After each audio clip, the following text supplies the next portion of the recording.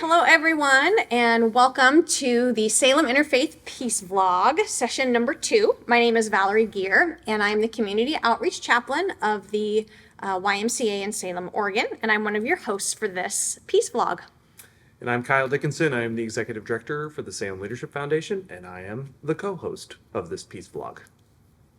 So, Valerie, why don't you tell us? So today we are here with our guest number 2. We're so excited to have Emily with us, and I'm going to give Emily just a chance to tell us your role, what you do in the community, and what religious organization you're with. Sure. So I'm with the Salem Zen Center, and we're located here in Salem, Oregon.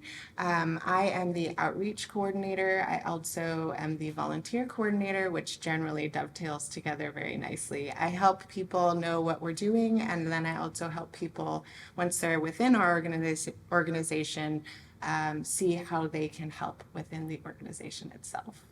Good. Nice to meet you, Emily. And tell us your last name, because I want to make sure I pronounce it correctly. My last name is Deumling. Deumling. Okay. Yes, Emily so Deumling. Okay. I'm associated with Ben Deumling. He's my husband, close association, and he runs Xena Forest products. And so a lot of people get confused about our names as we are both part of the community here. Okay. So it'll be a pronunciation guide for everybody. Okay. Good to know. And as a reminder, I want to kind of state at the beginning here why we're having this Salem Interfaith Peace Vlog. And so what we want to do is kind of take this idea of, hey, we live in Salem and we would really love to see this community be a peaceful, thriving community. So if we embark on an educational journey to figure out what that means, what if we actually interview people who have a different religious worldview or a different religious practice and ask them what this concept of peaceful, thriving, living means through the lenses of their religion. And we can, I think, as a community, gain a better understanding of not only who's here, but how we might learn from one another and embark on that journey together. So that's why we're here. And we'll go ahead and jump into our first sort of deep dive question. So, Emily, tell us a little bit about what peace means to a Zen Buddhist. Yeah. So to explain that, I'll go back a little touch and just explain a little bit about what Zen Buddhism is. So Zen is a word that comes from a Chinese word that comes from a Hindu word, which means meditation. So our focus in Zen Buddhism in particular is really on meditation, and in particular seated and walking meditation.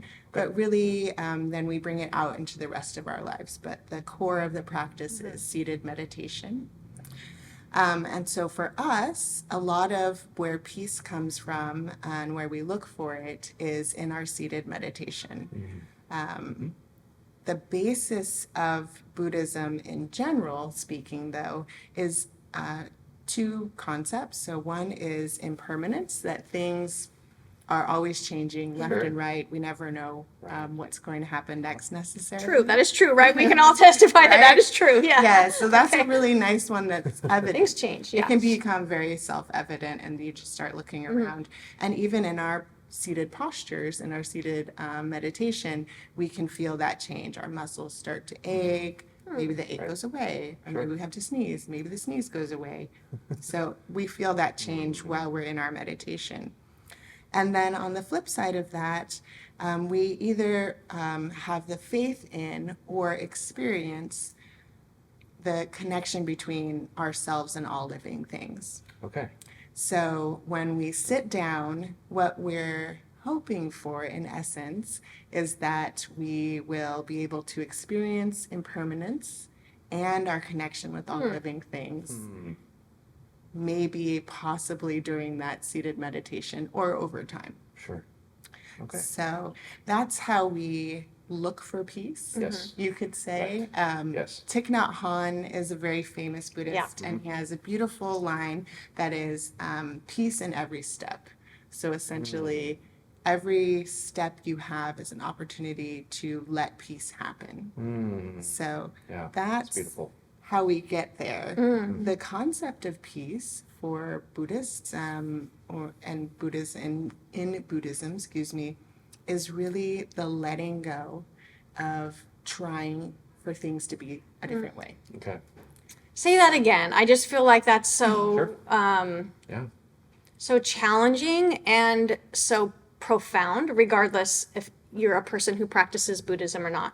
Yeah. What was that again? Yeah, so in essence for us, peace, not so much, more ease. So letting go Okay. and letting things be the way that they are. Mm, And even letting go of letting go. right. So at some point you're in your meditation practice and you're trying to not hurt and you want it to feel better. And then you just have to let go of trying to feel better. Mm, And the ease comes. interesting. Okay. Yeah. With So- that acceptance. Yeah, it's really acceptance and being up for whatever that acceptance might entail. Okay. Okay. Thank you. And a point of clarification, just a point of education, because I'm on the learning process myself. When you were describing that oneness with all living things, if I put that correctly, that is what is called non-dualism, right? Yes. Within Buddhism. Yep. Okay, non-dualism. Got it. Okay, good. All right. Well, let's. I kind of want to ask a little bit more about the precepts of Buddhism, and what following those precepts ends up looking like in your life, and maybe other practitioners in your community. Sure. Yeah, so the precepts are kind of a set of ideas and suggestions on how to live one's life in a world of impermanence and connection. So it's the balancing out of those two things. I think a lot of people might have a misconception of Buddhism and that it's just the impermanent side, the non-duality, that like nothing is gonna ever be something you can control. Like it's just all whatever, it's all just gonna happen. I'm just willy-nilly. So a lot of people have a misconception of Buddhism like that, or where it's very self-centered. The balance to that is the non-duality, the interconnectedness, and the precepts help us understand, okay, what do I do with this? Okay, if I feel or have faith in everything being connected, how do I act well in the world? And they are basic ideas like don't kill and also Solid. affirm life. Yeah. Right. Don't gossip. Because you speak badly about one person, that person is you. Yep. It's going to impact the whole. Yeah, and it impacts you Yeah. because you are Right. talking badly about yourself. And so we bring our practice off of the cushion and into the rest of the world, or off of the mat, you'll hear people say, by remembering, okay, if I have faith in or I have experienced this not separateness, how could I treat that person that way? Yeah. I'm treating myself that way.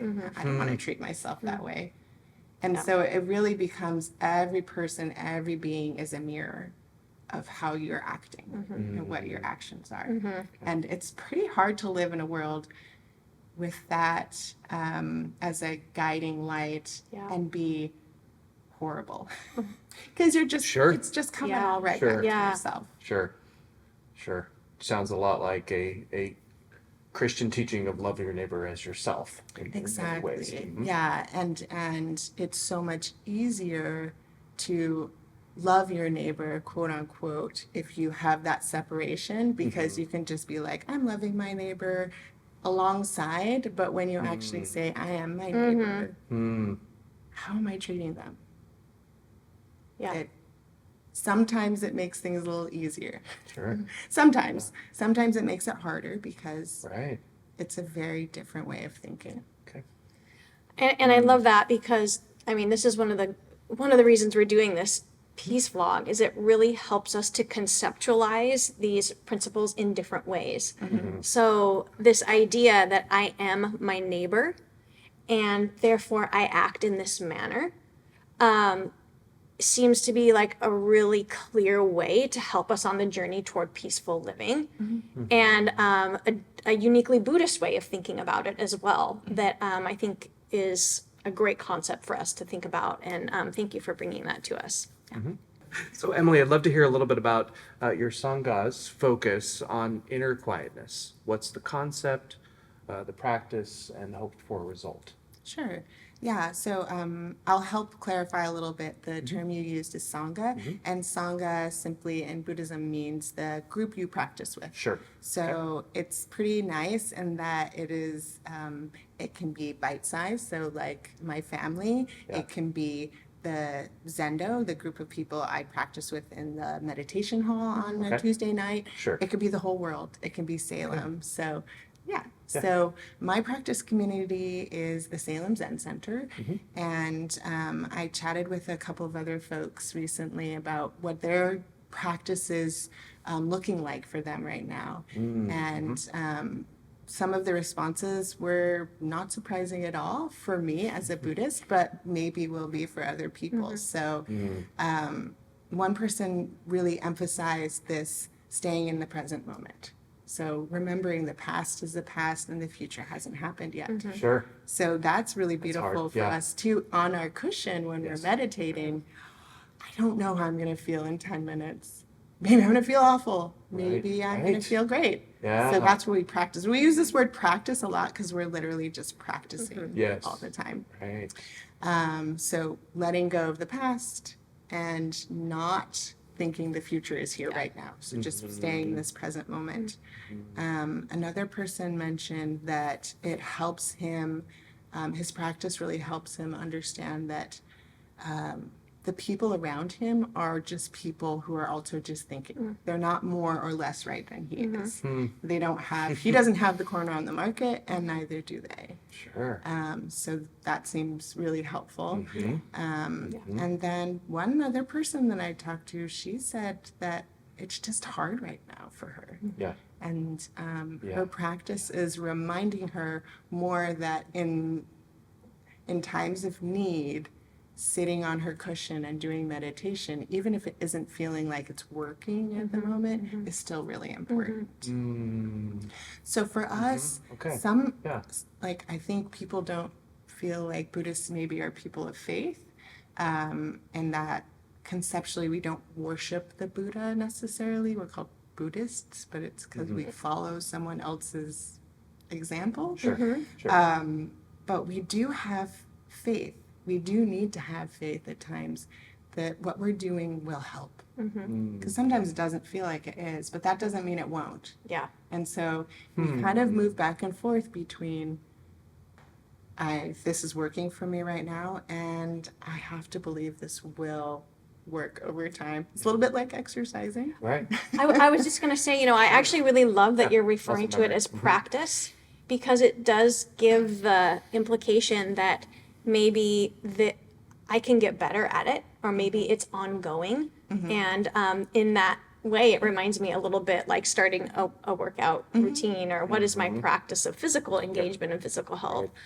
So I appreciate you bringing that forward as an important concept. Practice. Yeah.